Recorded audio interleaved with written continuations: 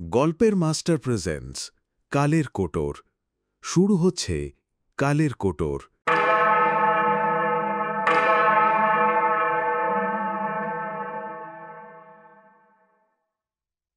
দৃষ্টি।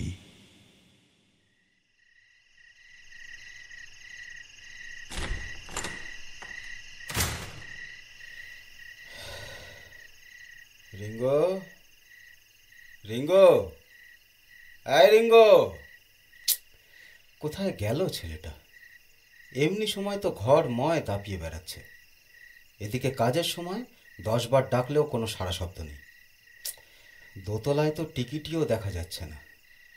আয় রিঙ্গো, কোথায় তুই রিঙ্গো?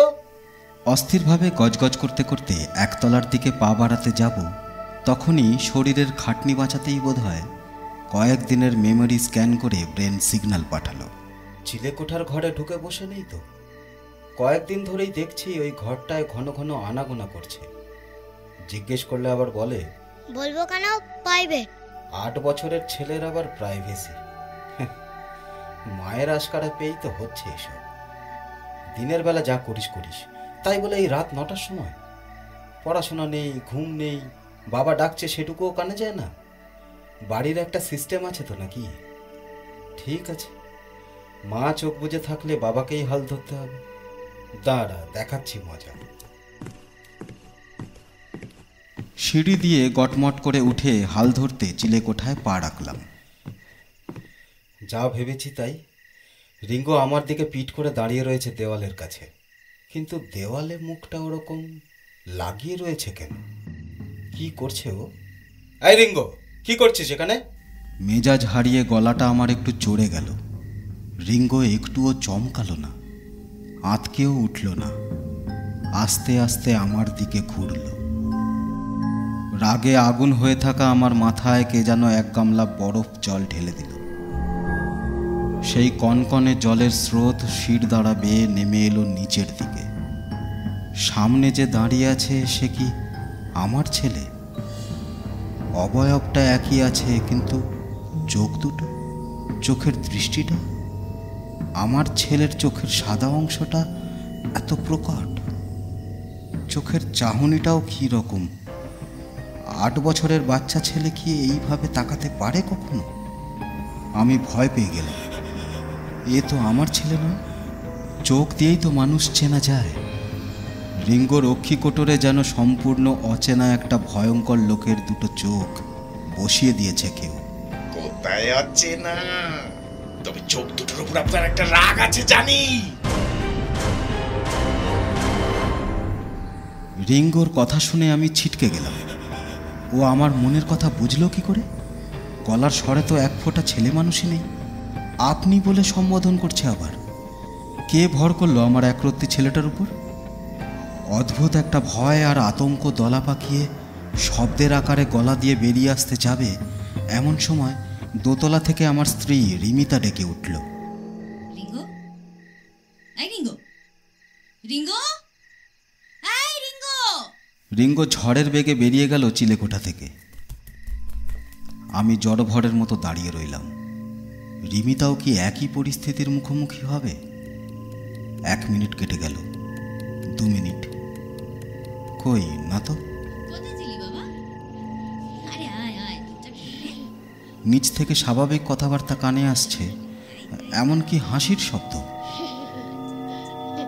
নিজেকে একটু সামলে নিয়ে বাইরে বেরোতে যাব, হঠাৎ চোখে পড়ল উল্টো দিকের দেওয়ালের গায়ে একটা ছোট্ট গোল গর্ত।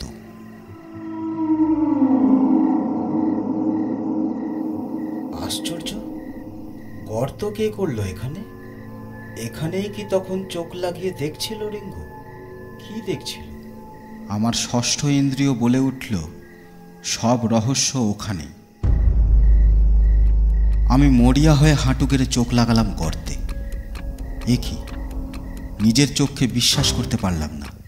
একদম ছবির মতো স্পষ্ট দেখতে পেলাম রাতের অন্ধকার চিরে একটা কুঁড়ে ঘর জ্বলছে দাউ দাউ করে। তার লেলিহান শিখা সাপের জীবের মতো লকলক করে উঠে অত বড় আকাশটাকে যেন ভয় দেখাচ্ছে। লাল লাল আগুনের ফুলকিগুলো ছড়িয়ে পড়ছে বাতাসে। অন্তিম যাত্রার খই ছড়ানোর মতো। আর সে কি বুক ফাটা কান্নার আওয়াজ! আমি ছিটকেলাম ভয়ে, জোরে জোরে শ্বাস ফেলছি। একবার মনে হলো রিমিতার নাম ধরে চিৎকার করে ডাকি, কিন্তু তার আগেই খানিকটা যন্ত্রচালিতের মতোই আর একবার চোখ রাখলাম গর্তে। এবার কিচ্ছু নেই, সব অন্ধকার, হয়তো আসন্ন ভবিষ্যতের মতো।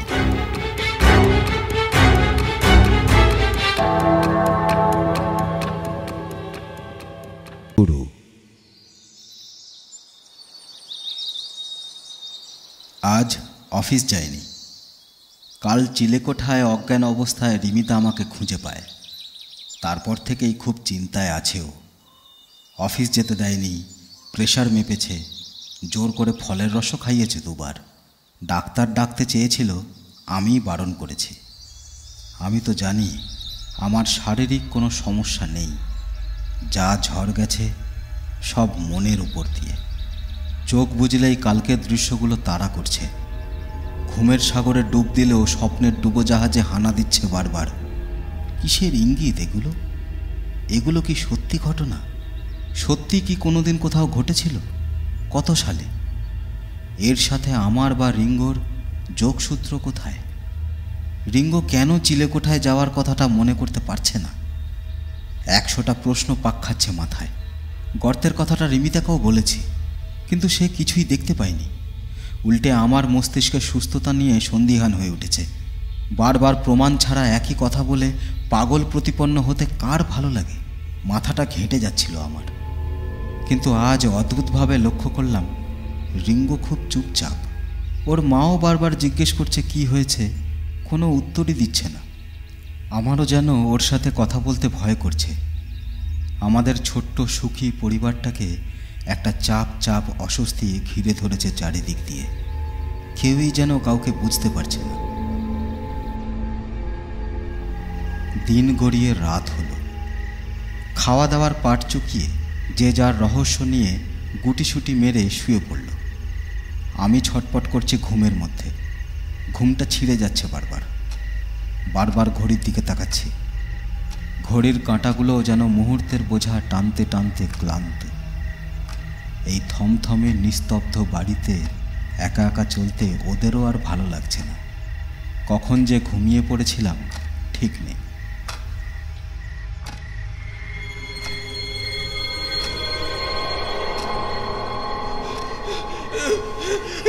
না না না!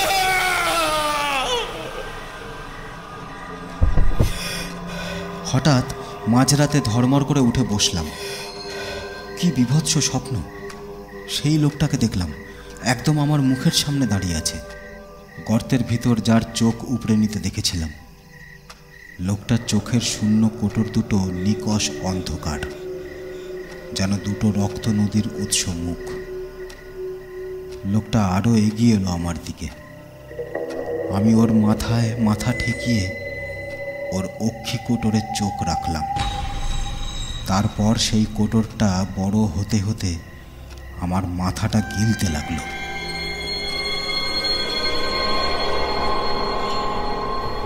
ও মা গো! পাশে হাত দিয়ে খেয়াল হলো রিঙ্গো নেই। ভয় আমার সারা শরীরের লোম খাড়া হয়ে উঠল। রিমি, রিমি, এই রিমিতা, রিমিতা, শুনছো? এই রিমি, রিমি! আমি পাগলের মতো ঠেললাম রিমিতাকে। রিমিতার ঘুম ভাঙল না তাও। চিৎকার করলাম কতবার, তাও কোনো সাড়া নেই।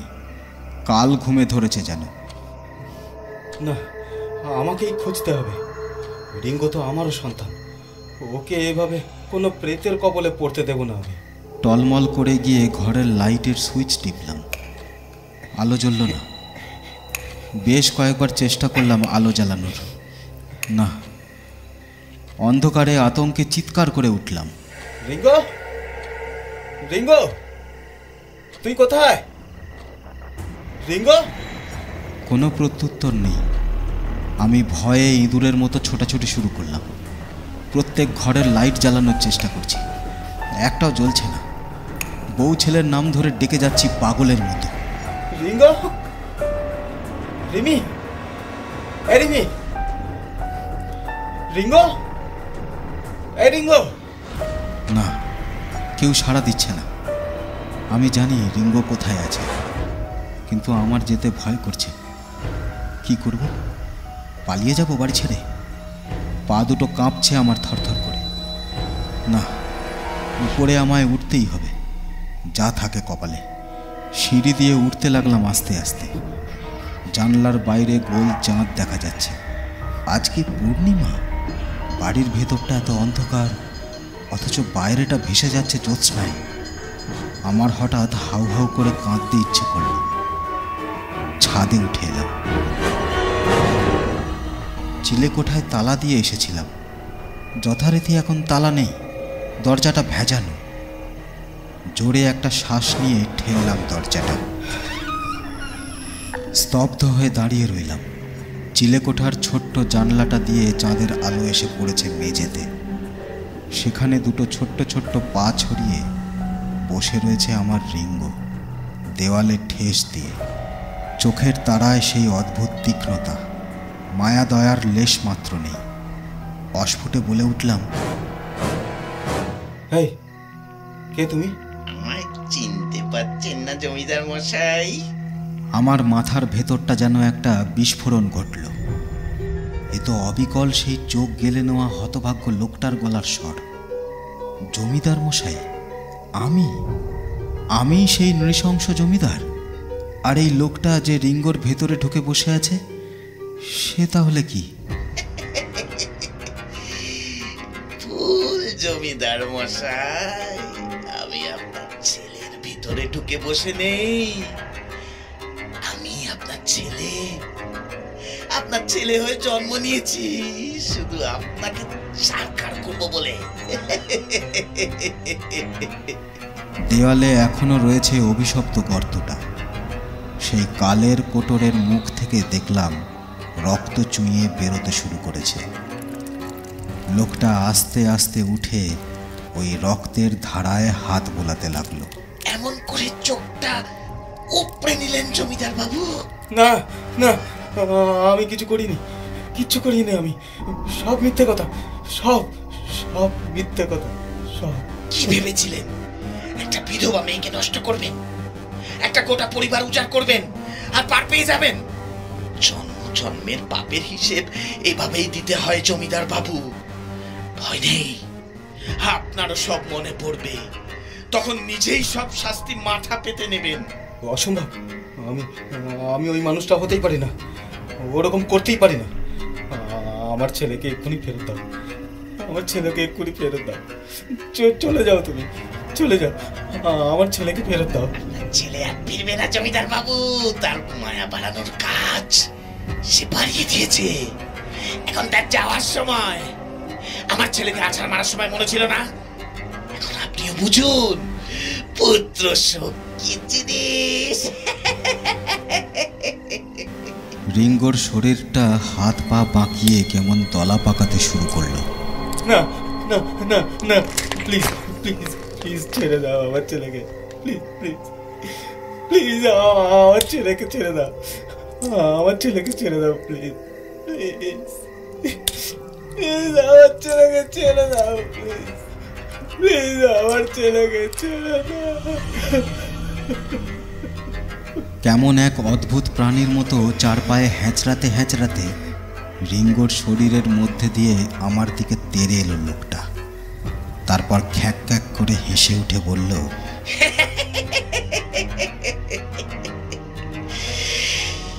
খুন করার পর এভাবেই তলা পাকিয়ে ফেলে দিয়েছিলেন না আমার দেহটা?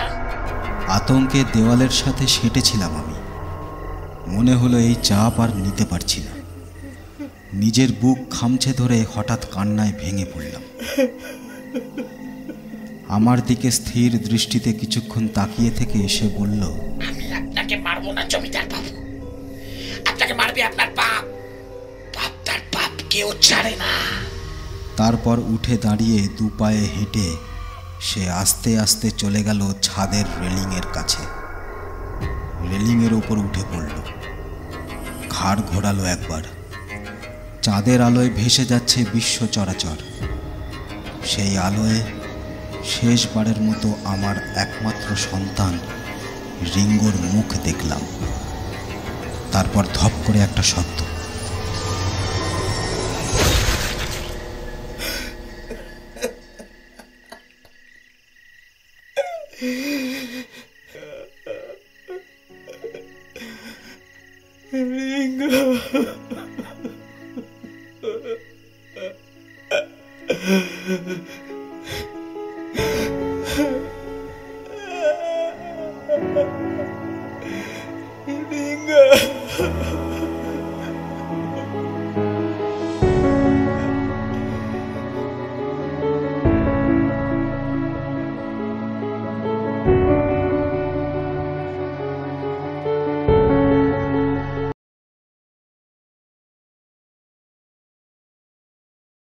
কার করবো বলে দেওয়ালে এখনো রয়েছে অভিশপ্ত গর্তটা। সেই কালের কোটরের মুখ থেকে দেখলাম রক্ত চুইয়ে বেরোতে শুরু করেছে। লোকটা আস্তে আস্তে উঠে ওই রক্তের ধারায় হাত বোলাতে লাগলো। এমন করে চোখটা উপড়ে নিলেন জমিদার বাবু? না না, আমি কিছু করিনি, কিচ্ছু করিনি আমি। সব মিথ্যে কথা, সব সব মিথ্যে কথা, সব। কি ভেবেছিলেন একটা বিধবা মেয়েকে নষ্ট করবেন, একটা গোটা পরিবার উজাড় করবেন আর পার পেয়ে যাবেন? জন্ম জন্মের পাপের হিসেব এভাবেই দিতে হয় জমিদার বাবু। ভয় নেই, আপনারও সব মনে পড়বে, তখন নিজেই সব শাস্তি মাথা পেতে নেবেন। অসম্ভব, আমি আমি ওই মানুষটা হতেই পারি না, ওরকম করতেই পারি না। আমার ছেলেকে এক্ষুনি ফেরত দাও, আমার ছেলেকে এক্ষুনি ফেরত দাও। চলে যাও, তুমি চলে যাও, আমার ছেলেকে ফেরত দাও। ছেলে আর ফিরবে না জমিদার বাবু, তার মায়া বাড়ানোর কাজ সে বাড়িয়ে দিয়েছে, এখন তার যাওয়ার সময়। আমার ছেলেকে আছাড় মারার সময় মনে ছিল না? এখন আপনিও বুঝুন পুত্র শোক কি জিনিস। রিঙ্গোর শরীরটা হাত পা বাঁকিয়ে কেমন দলা পাকাতে শুরু করলো। না না না না, প্লিজ প্লিজ প্লিজ ছেড়ে দাও আমার ছেলেকে, প্লিজ প্লিজ প্লিজ আমার ছেলেকে ছেড়ে দাও, আমার ছেলেকে ছেড়ে দাও, প্লিজ প্লিজ প্লিজ আমার ছেলেকে ছেড়ে দাও, প্লিজ প্লিজ আমার ছেলেকে ছেড়ে দাও। কেমন এক অদ্ভুত প্রাণীর মতো চার পায়ে হ্যাঁচড়াতে হ্যাঁচড়াতে রিঙ্গোর শরীরের মধ্যে দিয়ে আমার দিকে তেড়ে এলো লোকটা। তারপর খ্যাক খ্যাক করে হেসে উঠে বলল,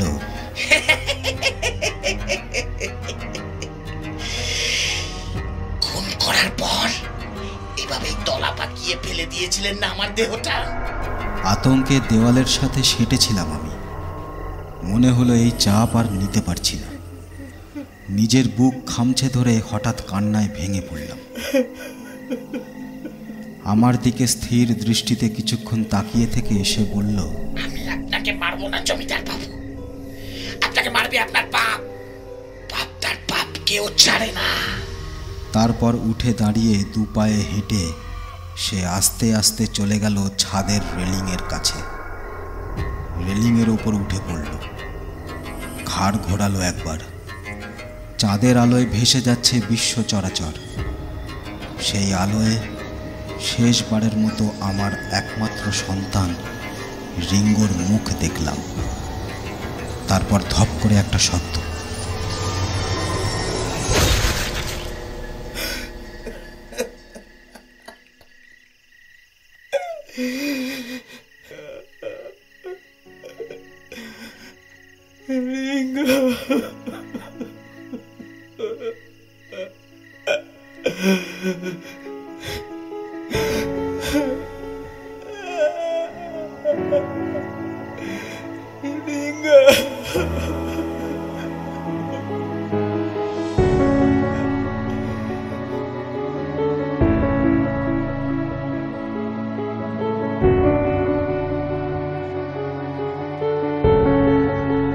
কালের কোটর, অধ্যায় 1, রহস্যময় দৃষ্টি।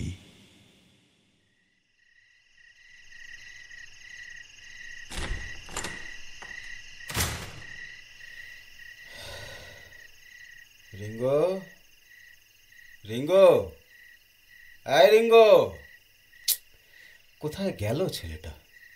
এমনি সময় তো ঘর ময় দাপিয়ে বেড়াচ্ছে, এদিকে কাজের সময় 10 বার ডাকলেও কোনো সাড়া শব্দ নেই। দোতলায় তো টিকিটিও দেখা যাচ্ছে না।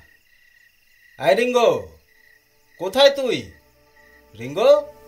অস্থিরভাবে গজগজ করতে করতে একতলার দিকে পা বাড়াতে যাব, তখনই শরীরের খাটনি বাঁচাতেই বোধহয় কয়েকদিনের মেমোরি স্ক্যান করে ব্রেন সিগন্যাল পাঠালো। চিলেকোঠার ঘরে ঢুকে বসে নেই তো? কয়েকদিন ধরেই দেখছি ওই ঘরটায় ঘন ঘন আনাগোনা করছে। জিজ্ঞেস করলে আবার বলে, বলবো কেন, প্রাইভেট। 8 বছরের ছেলের আবার প্রাইভেসি। মায়ের আশকারা পেয়েই তো হচ্ছে এসব। দিনের বেলা যা করিস করিস, তাই বলে এই রাত 9টার সময় পড়াশোনা নেই, ঘুম নেই, বাবা ডাকছে সেটুকুও কানে যায় না। বাড়ির একটা সিস্টেম আছে তো নাকি? ঠিক আছে, মা চোখ বুজে থাকলে বাবাকেই হাল ধরতে হবে। দাঁড়া, দেখাচ্ছি মজা। সিঁড়ি দিয়ে গটমট করে উঠে হাল ধরতে চিলেকোঠায় পা রাখলাম। যা ভেবেছি তাই। রিঙ্গো আমার দিকে পিঠ করে দাঁড়িয়ে রয়েছে দেওয়ালের কাছে, কিন্তু দেওয়ালে মুখটা ওরকম লাগিয়ে রয়েছে কেন? কি করছে ও? এই রিঙ্গো, কি করছিস এখানে? মেজাজ হারিয়ে গলাটা আমার একটু চড়ে গেল। রিঙ্গো একটুও চমকালো না, আঁতকেও উঠল না, আস্তে আস্তে আমার দিকে ঘুরল। রাগে আগুন হয়ে থাকা আমার মাথায় কে যেন 1 গামলা বরফ জল ঢেলে দিল। সেই কনকনে জলের স্রোত শির দ্বারা বেয়ে নেমে এলো নিচের দিকে। সামনে যে দাঁড়িয়ে আছে সে কি আমার ছেলে? অবয়বটা একই আছে, কিন্তু চোখ দুটো, চোখের দৃষ্টিটা, আমার ছেলের চোখের সাদা অংশটা এত প্রকট। চোখের চাহনিটাও কী রকম। 8 বছরের বাচ্চা ছেলে কি এইভাবে তাকাতে পারে কখনো? আমি ভয় পেয়ে গেলাম। এ তো আমার ছেলে নয়, চোখ দিয়েই তো মানুষ চেনা যায়। রিঙ্গো রক্ষী কোটরে যেন সম্পূর্ণ অচেনা একটা ভয়ঙ্কর লোকের দুটো চোখ বসিয়ে দিয়েছে কেউ। কোথায় আছে না, তবে চোখ দুটোর উপর আপনার একটা রাগ আছে জানি। রিঙ্গোর কথা শুনে আমি ছিটকে গেলাম। ও আমার মনের কথা বুঝলো কি করে? গলার স্বরে তো 1 ফোঁটা ছেলে মানুষই নেই। আপনি বলে সম্বোধন করছে আবার। কে ভর করলো আমার একরত্তি ছেলেটার উপর? অদ্ভুত একটা ভয় আর আতঙ্ক দলা পাকিয়ে শব্দের আকারে গলা দিয়ে বেরিয়ে আসতে যাবে, এমন সময় দোতলা থেকে আমার স্ত্রী রিমিতা ডেকে উঠল। রিঙ্গো, এই রিঙ্গো, রিঙ্গো, এই রিঙ্গো। রিঙ্গো ঝড়ের বেগে বেরিয়ে গেল চিলেকোঠা থেকে। আমি জড়ভরের মতো দাঁড়িয়ে রইলাম। রিমিতাও কি একই পরিস্থিতির মুখোমুখি হবে?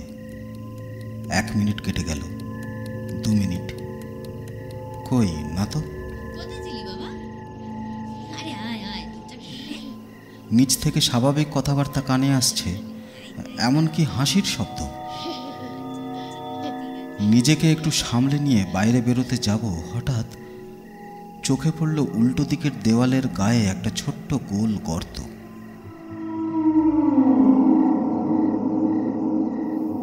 আশ্চর্য, গর্ত কে করলো এখানে?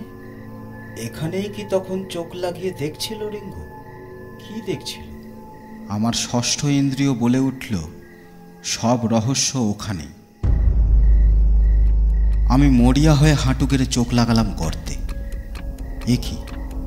নিজের চোখকে বিশ্বাস করতে পারলাম না। একদম ছবির মতো স্পষ্ট দেখতে পেলাম রাতের অন্ধকার চিরে একটা কুঁড়ে ঘর জ্বলছে দাউ দাউ করে।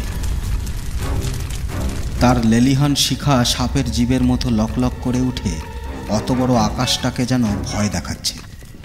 লাল লাল আগুনের ফুলকিগুলো ছড়িয়ে পড়ছে বাতাসে, অন্তিম যাত্রার খই ছড়ানোর মতো। আর সে কি বুক ফাটা কান্নার আওয়াজ! আমি ছিটকেলাম ভয়ে, জোরে জোরে শ্বাস ফেলছি। একবার মনে হলো রিমিতার নাম ধরে চিৎকার করে ডাকি, কিন্তু তার আগেই খানিকটা যন্ত্রচালিতের মতোই আর একবার চোখ রাখলাম গর্তে। এবার কিচ্ছু নেই, সব অন্ধকার। হয়তো আসন্ন ভবিষ্যতের মতো।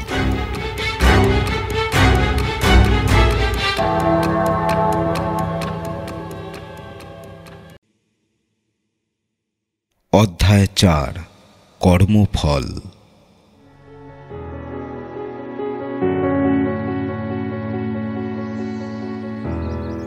রিঙ্গোর ডেড বডিটা পোস্টমর্টেমের জন্য নিয়ে গেছে।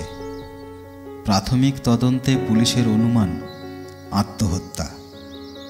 কিন্তু 8 বছরের একটা হাসি খুশি ছেলে কেন হঠাৎ ছাদ থেকে লাফিয়ে আত্মহত্যা করবে? সেটা শুধু পুলিশ কেন, পাড়া প্রতিবেশী, আত্মীয় স্বজন, এমনকি রিঙ্গোর মায়েরও অজানা। রিমি তার মুখের দিকে তাকাতে পারছি না আমি। ও তো কোনো দিশা পাচ্ছে না। ও তো ঘটনাটা বিশ্বাসই করে উঠতে পারছে না। আর করবেই বা কী করে? ও কি কিছু জানে?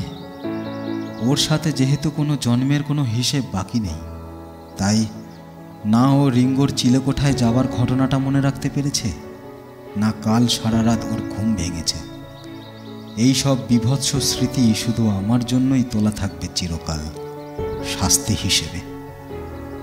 সারাদিন পাগলের মতো রিমিতা হেসেছে, কেঁদেছে, রিঙ্গোর নাম ধরে হাওয়ার সাথে বকবক করে গেছে। রিমিতার মা, বোন, আমার দাদা বৌদি, পাড়াপড়শি সবাই এসে কাল রাতের থমথমে বাড়িটার ভোল পাল্টে দিয়েছে আজ। তাও ভালো, রিমিতাকে তো ওরাই সামলে রেখেছে। আমি যন্ত্রের মতো কাজ করে যাচ্ছি, যদিও বুঝতে পারছি মনের যন্ত্রগুলো বিকল হয়ে আসছে একটু একটু করে। দিন গড়ালো, পোস্টমর্টেমের রিপোর্ট বেরিয়ে গেল। পুরোহিতের দেওয়া অপঘাতে মৃত্যুর বিধান অনুযায়ী শ্রাদ্ধও হয়ে গেল 3 দিনের মাথায়। কাছের লোকজন সব দূরে চলে গেল আস্তে আস্তে।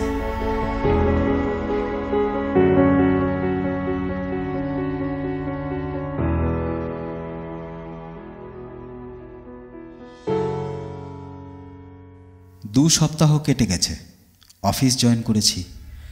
এত বড় বাড়িটায় এখন শুধু আমি আর আমার স্ত্রী। দিনান্তে দুটো কথাও হয় না। রিমিতার বোধহয় কোনোভাবে ধারণা হয়েছে যে এই সব কিছুর জন্য আমিই দায়ী, তাই আমাকে এড়িয়ে চলে। আমারও আর সেই দূরত্ব কমানোর মতো মানসিক অবস্থা নেই। তাও আজ পর্যন্ত ওকে রিঙ্গোর মৃত্যুর আসল কারণটা বলে উঠতে পারিনি। ভয় হয় যদি ও আমায় ছেড়ে চলে যায়। এভাবে একসাথে থেকেও কি লাভ হচ্ছে জানি না। তবুও যতদিন খড়কুটো আঁকড়ে বাঁচা যায়।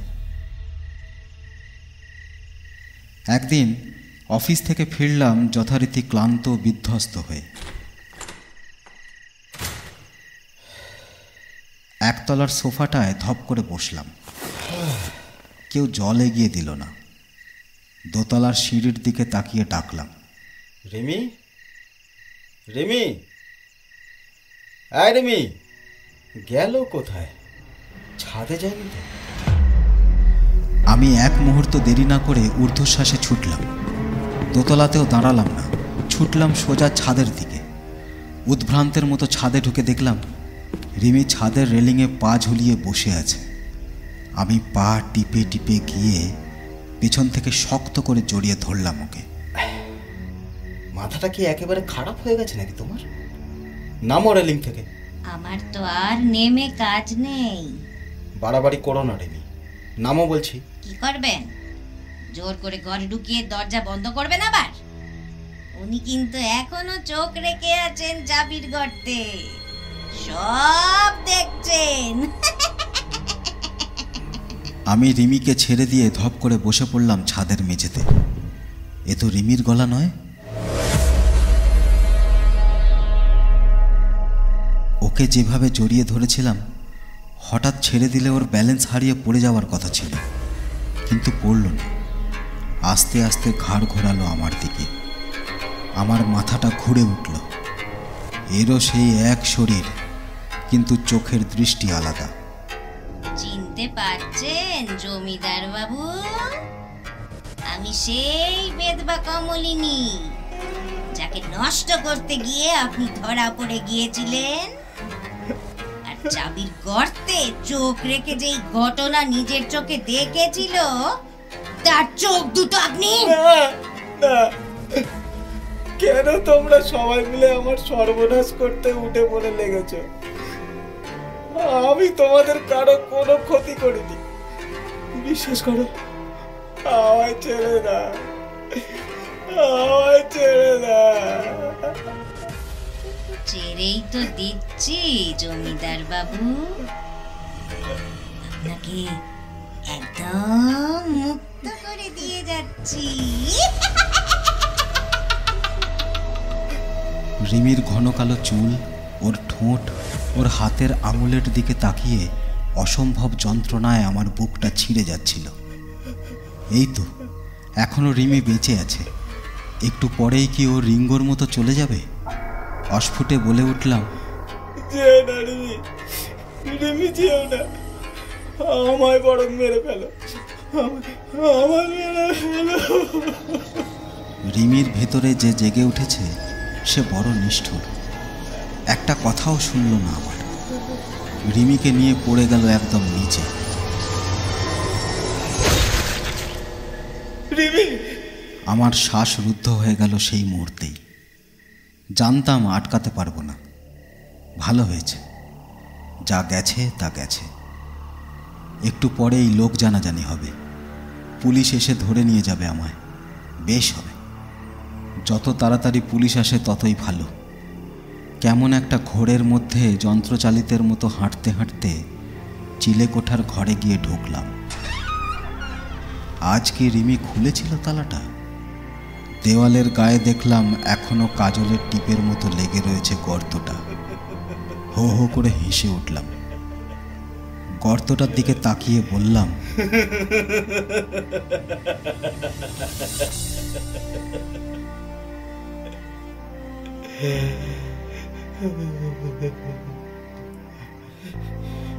অতীতের দেনা মেটাতে বর্তমান তো শেষ হয়ে গেল, এবার ভবিষ্যৎটাও একটু দেখিয়ে দে নাকি? হ্যাঁ? কপালে যেন মনে হলো কি একটা ঠেকলো। চোখ তুলে উপরে তাকাতেই দেখলাম সিলিং থেকে গলায় দড়ি দিয়ে ঝুলছে হুবহু আমার মতোই দেখতে একটা লোক, আমার প্রতিকৃতি। চোখ দুটো পুরো খোবলানো, ঝরঝর করে রক্ত বেরোচ্ছে। একটা অলৌকিক হাসি হেসে ঝুলন্ত মূর্তিটা বলে উঠল,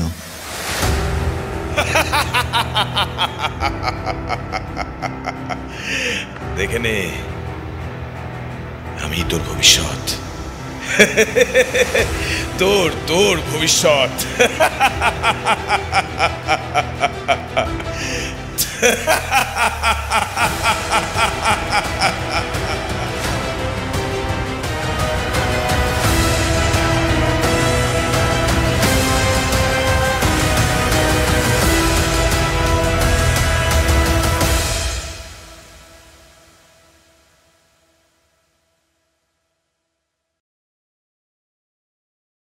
দুই, অতীতের ছায়া।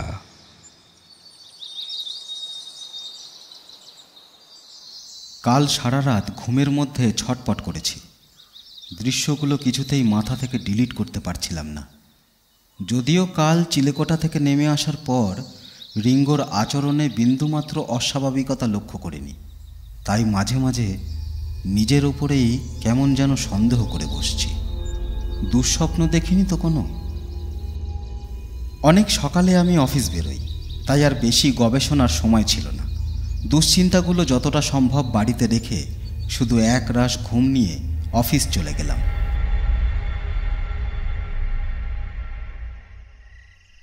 সন্ধ্যায় বাড়ি ফিরে আসার পরেও ফেলে যাওয়া দুশ্চিন্তাগুলো আর আগের মতো মাথায় চেপে বসতে পারল না, কারণ সব কিছুই আগের মতো চলছে স্বাভাবিকভাবে। রিমিতা চা বসিয়েছে, রিঙ্গো বই খাতা নিয়ে পড়তে বসেছে। ও বাবা দেখো না, এই অঙ্কটার রং আনসার দিয়েছে। যেই উত্তর মিলল না অমনি উত্তর ভুল হয়ে গেল। কতবার বলেছি না উত্তর দেখে অঙ্ক করবি না? কোথায় দেখি? এই একটাই। এই দেখো, এই একটুতেই ঠোঁট ফুলে গেল। আচ্ছা আচ্ছা, ঠিক আছে ঠিক আছে, আয় আয় কাছে আয়। বাবা খালি তোকে বারণ করে, তাই না? একটু। আচ্ছা, আর বারণ করব না, কেমন?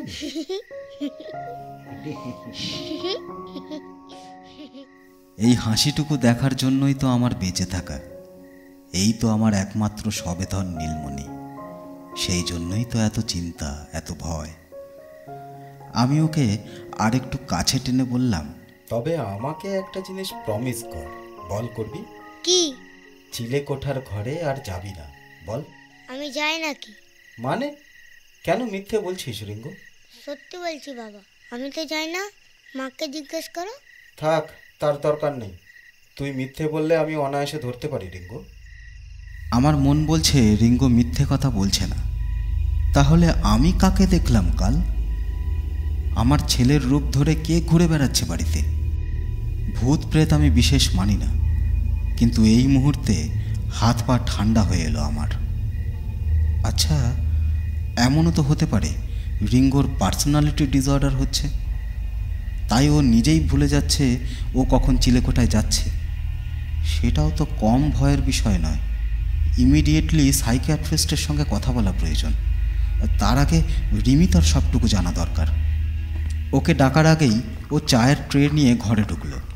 আমি অস্থিরভাবে বলে উঠলাম, এই রিমি, তুমি দেখেছো তো এই কদিন ধরে রিঙ্গো ঘন ঘন চিলে কোঠায় যায়?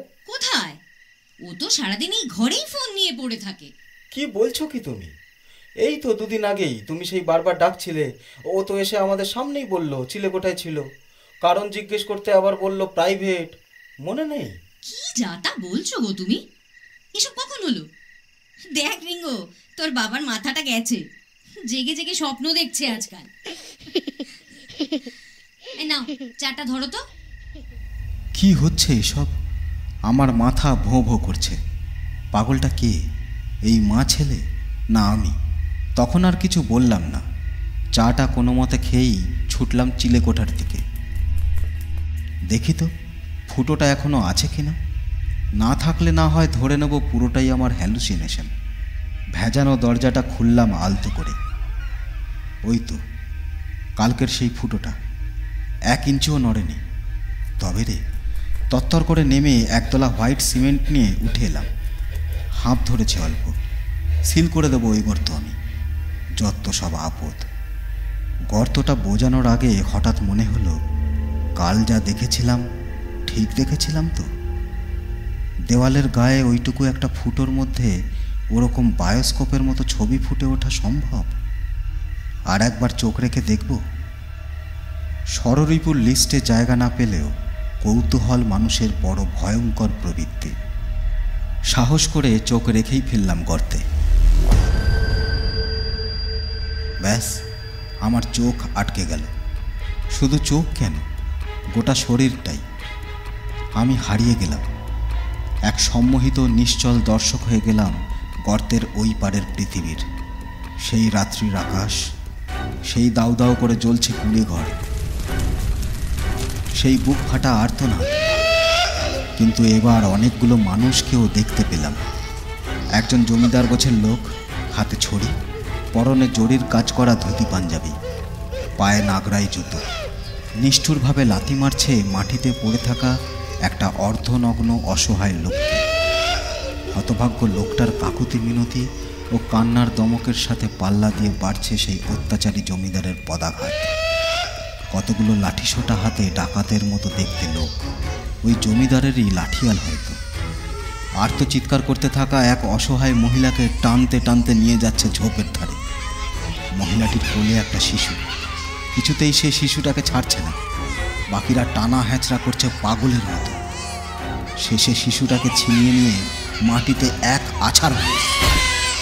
আমি সর্বশক্তি দিয়ে চিৎকার করতে গিয়ে বুঝলাম গলা দিয়ে এক ফোঁটা স্বর বের হলো না।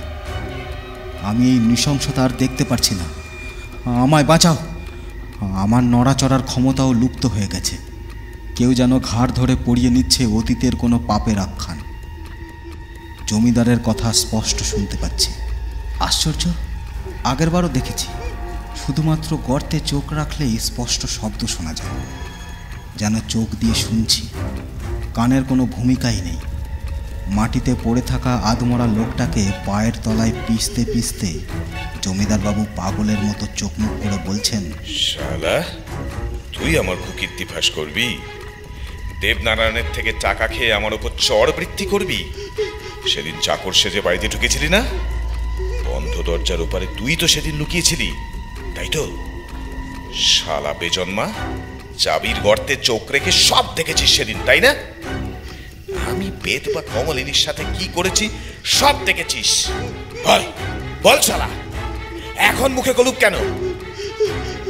বউ ছেলে হারানোর যন্ত্রণায় লোকটা বোধহয় ক্ষমা চাইতেও ভুলে গেছে। মাটিতে পড়ে গোঙাচ্ছে শুধু। আমার চোখ বেয়ে জল গড়াচ্ছে। ওই অত্যাচারী পিশাচ জমিদারের কণ্ঠস্বর শুনেই ঘেন্নায় শিউরে উঠছে গা। এই তো লোকে বসা হাঁটু গেড়ে। লাঠিয়ালরা কোনো পরিশ্রম ছাড়াই মৃতপ্রায় লোকটাকে বসিয়ে দিল। জমিদার একটা ছুরি বার করলো কোমরের কাছ থেকে। আগুনের আলোয় লাল হয়ে আছে চারিদিক। মৃত্যু যেন নেচে বেড়াচ্ছে নগ্ন পায়ে।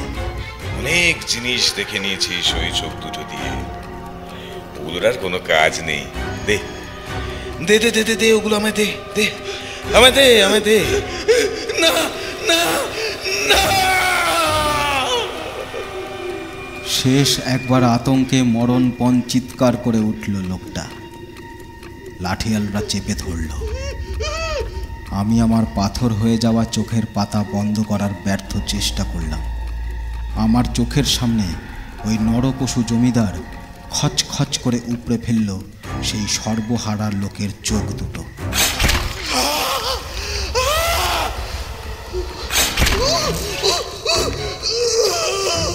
সে কি চিৎকার! মনে হলো আমি বধির হয়ে যাব। সে কি রক্তের ধারা! তাকে ছাপিয়ে সেই বিকৃত মস্তিষ্ক জমিদার ও তার লাঠিয়ালদের আকাশ ফাটানো হাসি।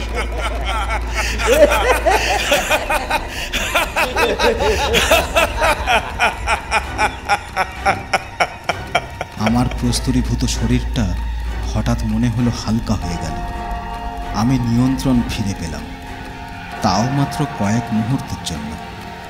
তারপরেই জ্ঞান হারিয়ে আবার তলিয়ে গেলাম অচৈতন্যের অকুল সমুদ্রে।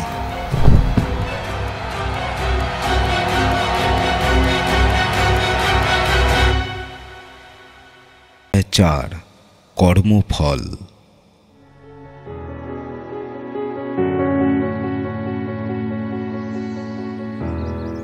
রিঙ্গোর ডেড বডিটা পোস্টমর্টেমের জন্য নিয়ে গেছে। প্রাথমিক তদন্তে পুলিশের অনুমান আত্মহত্যা। কিন্তু 8 বছরের একটা হাসি খুশি ছেলে কেন হঠাৎ ছাদ থেকে লাফিয়ে আত্মহত্যা করবে? সেটা শুধু পুলিশ কেন, পাড়া প্রতিবেশী, আত্মীয় স্বজন, এমনকি রিঙ্গোর মায়েরও অজানা। রিমি তার মুখের দিকে তাকাতে পারছি না আমি। ও তো কোনো দিশা পাচ্ছে না। ও তো ঘটনাটা বিশ্বাসই করে উঠতে পারছে না। আর করবেই বা কী করে? ও কি কিছু জানে? ওর সাথে যেহেতু কোনো জন্মের কোনো হিসেব বাকি নেই, তাই না ও রিঙ্গোর চিলেকোঠায় যাওয়ার ঘটনাটা মনে রাখতে পেরেছে, না কাল সারা রাত ওর ঘুম ভেঙেছে। এই সব বিভৎস স্মৃতি শুধু আমার জন্যই তোলা থাকবে চিরকাল, শাস্তি হিসেবে। সারাদিন পাগলের মতো রিমিতা হেসেছে, কেঁদেছে, রিঙ্গোর নাম ধরে হাওয়ার সাথে বকবক করে গেছে। রিমিতার মা, বোন, আমার দাদা বৌদি, পাড়াপড়শি সবাই এসে কাল রাতের থমথমে বাড়িটার ভোল পাল্টে দিয়েছে আজ। তাও ভালো, রিমিতাকে তো ওরাই সামলে রেখেছে। আমি যন্ত্রের মতো কাজ করে যাচ্ছি, যদিও বুঝতে পারছি মনের যন্ত্রগুলো বিকল হয়ে আসছে একটু একটু করে। দিন গড়ালো, পোস্টমর্টেমের রিপোর্ট বেরিয়ে গেল। পুরোহিতের দেওয়া অপঘাতে মৃত্যুর বিধান অনুযায়ী শ্রাদ্ধ হয়ে গেল 3 দিনের মাথায়। কাছের লোকজন সব দূরে চলে গেল আস্তে আস্তে।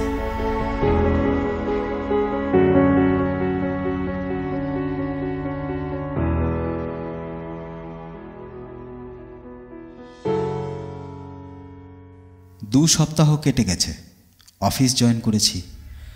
এত বড় বাড়িটায় এখন শুধু আমি আর আমার স্ত্রী। দিনান্তে দুটো কথাও হয় না। রিমি তার বোধহয় কোনোভাবে ধারণা হয়েছে যে এই সব কিছুর জন্য আমিই দায়ী, তাই আমাকে এড়িয়ে চলে। আমারও আর সেই দূরত্ব কমানোর মতো মানসিক অবস্থা নেই। তাও আজ পর্যন্ত ওকে রিঙ্গোর মৃত্যুর আসল কারণটা বলে উঠতে পারিনি। ভয় হয় যদি ও আমায় ছেড়ে চলে যায়। এভাবে একসাথে থেকেও কি লাভ হচ্ছে জানি না, তবুও যতদিন খড়কুটো আঁকড়ে বাঁচা যায়।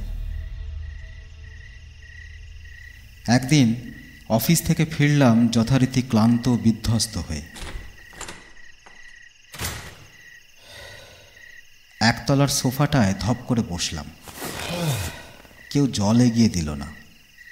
দোতলার সিঁড়ির দিকে তাকিয়ে ডাকলাম, রিমি, রিমি, আয় রিমি, গেল কোথায়?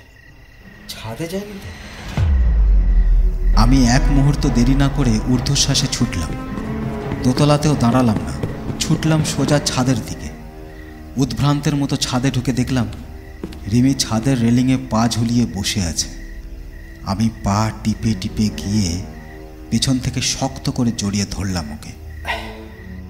মাথাটা কি একেবারে খারাপ হয়ে গেছে নাকি তোমার? নামো রেলিং থেকে। আমার তো আর নেমে কাজ নেই। বাড়াবাড়ি করো না রিমি, নামো বলছি। কি করবেন? জোর করে ঘরে ঢুকিয়ে দরজা বন্ধ করবেন আবার? উনি কিন্তু এখনো চোখ রেখে আছেন চাবির গর্তে, সব দেখছেন। আমি রিমিকে ছেড়ে দিয়ে ধপ করে বসে পড়লাম ছাদের মেঝেতে। এ তো রিমির গলা নয়। ওকে যেভাবে জড়িয়ে ধরেছিলাম, হঠাৎ ছেড়ে দিলে ওর ব্যালেন্স হারিয়ে পড়ে যাওয়ার কথা ছিল, কিন্তু পড়ল না। আস্তে আস্তে ঘাড় ঘোরালো আমার দিকে। আমার মাথাটা ঘুরে উঠল। এরও সেই এক শরীর, কিন্তু চোখের দৃষ্টি আলাদা। চিনতে পারছেন জমিদার বাবু? আমি সেই বেদবা কমলিনী, যাকে নষ্ট করতে গিয়ে আপনি ধরা পড়ে গিয়েছিলেন। আর চাবির গর্তে চোখ রেখে যেই ঘটনা নিজের চোখে দেখেছিল, তার চোখ দুটো আপনি। কেন তোমরা সবাই মিলে আমার সর্বনাশ করতে উঠে পড়ে লেগেছ? আমি তোমাদের কারো কোনো ক্ষতি করিনি। বিশ্বাস করো, আমায় ছেড়ে দাও, আমায় ছেড়ে দাও। ছেড়েই তো দিচ্ছি জমিদার বাবু, আপনাকে একদম মুক্ত করে দিয়ে যাচ্ছি। রিমির ঘন কালো চুল, ওর ঠোঁট, ওর হাতের আঙুলের দিকে তাকিয়ে অসম্ভব যন্ত্রণায় আমার বুকটা ছিঁড়ে যাচ্ছিল। এই তো এখনো রিমি বেঁচে আছে। একটু পরেই কি ও রিঙ্গোর মতো চলে যাবে? অস্ফুটে বলে উঠলাম, যেও না রিমি, রিমি যেও না, আমায় বরং মেরে ফেলো, আমায় মেরে ফেলো। রিমির ভেতরে যে জেগে উঠেছে সে বড় নিষ্ঠুর। একটা কথাও শুনল না আমার। রিমিকে নিয়ে পড়ে গেল একদম নিচে।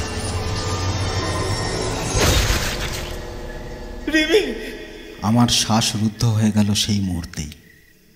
জানতাম আটকাতে পারবো না। ভালো হয়েছে, যা গেছে তা গেছে। একটু পরেই লোক জানাজানি হবে, পুলিশ এসে ধরে নিয়ে যাবে আমায়। বেশ হবে, যত তাড়াতাড়ি পুলিশ আসে ততই ভালো। কেমন একটা ঘোরের মধ্যে যন্ত্রচালিতের মতো হাঁটতে হাঁটতে চিলেকোঠার ঘরে গিয়ে ঢুকলাম। আজ কি রিমি খুলেছিল তালাটা? দেওয়ালের গায়ে দেখলাম এখনো কাজলের টিপের মতো লেগে রয়েছে গর্তটা। হো হো করে হেসে উঠলাম। গর্তটার দিকে তাকিয়ে বললাম,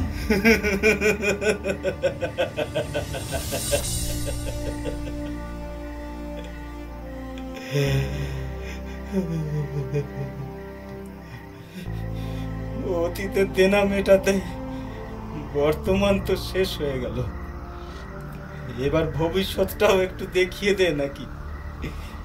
হ্যাঁ, কপালে যেন মনে হলো কি একটা ঠেকল। চোখ তুলে উপরে তাকাতেই দেখলাম সিলিং থেকে গলায় দড়ি দিয়ে ঝুলছে হুবহু আমার মতোই দেখতে একটা লোক। আমার প্রতিকৃতি, চোখ দুটো পুরো খোবলানো, ঝরঝর করে রক্ত বেরোচ্ছে। একটা অলৌকিক হাসি হেসে ঝুলন্ত মূর্তিটা বলে উঠল,